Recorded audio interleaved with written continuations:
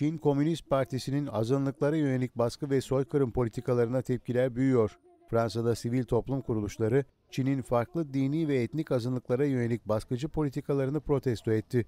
Fransa Dışişleri Bakanlığı'nın önünde düzenlenen gösteride 100. yıl dönümünü kutlayan Çin Komünist Partisi protesto edildi.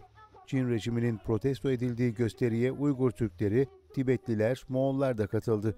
Gösteri sırasında Çin'in başta Uygurlar olmak üzere çeşitli etnik gruplara karşı işlediği soykırımı tasvir eden gösteriler yapıldı. Gösteride konuşan sivil toplum kuruluşu temsilcileri Çin'de yapılan soykırımın durdurulmasını talep ettiler.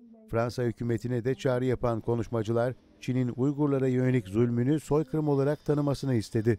Fransa Uygurlar Derneği Başkanı Alim Ömer gösteride yaptığı açıklamada Uygurların maruz kaldığı soykırımı herkese duyurmayı amaçladıklarını belirtti. Gösteride konuşan Fransız milletvekili Frédéric Thomas da Çin'de Müslüman Uygurlara ve diğer etnik azınlıklara uygulanan baskı ve soykırımın sonlandırılması gerektiğini söyledi.